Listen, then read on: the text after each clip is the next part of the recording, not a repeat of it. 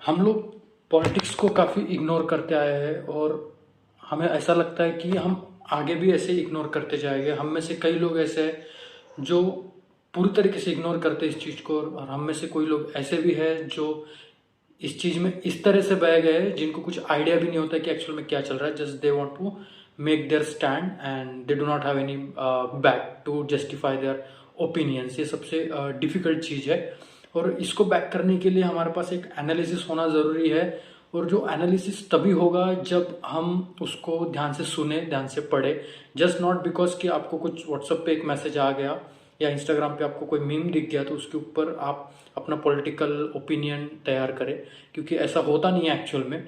अगर हम देखें कि हमारा जो रोज का जो कॉस्टिंग है फ्रॉम ब्रेकफास्ट, लंच, डिनर, ये जो हम दिन भर चाय नाश्ता जो कुछ करते हैं उसकी जो प्राइसिंग है, उसकी जो कॉस्ट है और ओवरऑल जो डे की जो एक्सपेंसेस है, ये कौन डिसाइड करता है? ये पॉलिटिकल एक्टिविटीज़ जो दिन भर चलते रहते हैं वो डिसाइड करते हैं कि एक्चुअल में इकोनॉमिक कैसी होगी।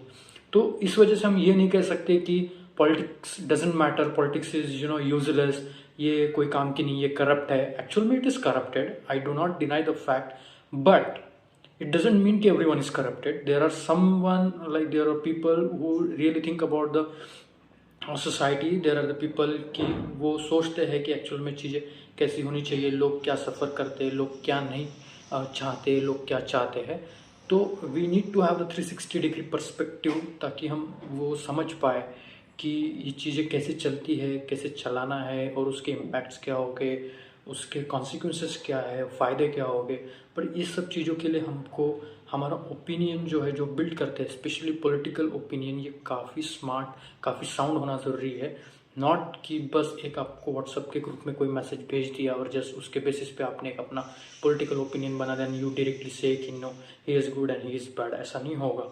आपको सोचना पड़ेगा, आपको बैठना पड़ेगा, आपको लोगों को सुनना पड़ेगा। जैसे आप टेलीविज़न पे अभी तो ये like it's horrible debate that's going on television, तो उसमें कोई सेंस नहीं बनता है। बट अगर आप यूट्यूब पे जाओ तो आपको काफ़ी सेंसिबल डिबेट्स मिलेंगे जहाँ पे आप सुन पाओगे कि मतलब जो डिबेट में बैठे हुए पैनलिस्ट लोग होते हैं वो like there are educated people who speaks, who put their opinions out and who try to advocate the people and who try to put the problems in front of the leaders कि actual में जो common man है, जो local level पे जो लोग जी रहे हैं, उनके एक्चुअल में प्रॉब्लम्स क्या है ये बताने की कोशिश करते हैं। तो हमारे भी इतना पेशेंस भी होना ज़रूरी है कि हम 1 घंटा बैठ के वो सुन पाए और चीज़ों को समझ पाए कि वो चीज़ें कैसे चलती है, कैसे आगे बढ़ती है, कैसे पीछे जाती है और उसके रीजंस क्या है, ये सब समझना, उसका एनालिसिस करना और फिर एक बेसिक अंडरस्टैंडिंग लेना कि ये चीज़ें एक्चुअल में है क्या। हमको कोई पॉलिटिशियन बनना है या हमको कोई मतलब ब्यूरोक्रेट बनना है, it's not necessary, but having an basic understanding of basic politics that's that is being practice around us is must thing. Every one of must should understand कि ये चीज़ें क्या, उसका इम्पोर्टेंस क्या है। ये तभी समझ में आएगा जब हम सुन पाएंगे, हम समझ पाएंगे। हमको न्यूज़पेपर पढ़ना ज़रूरी है, किताबें भी पढ़ना ज़रूरी है और अलग अलग लोगों को सुनना, उनके ओपिनियंस को समझना ये भी ज़रूरी है।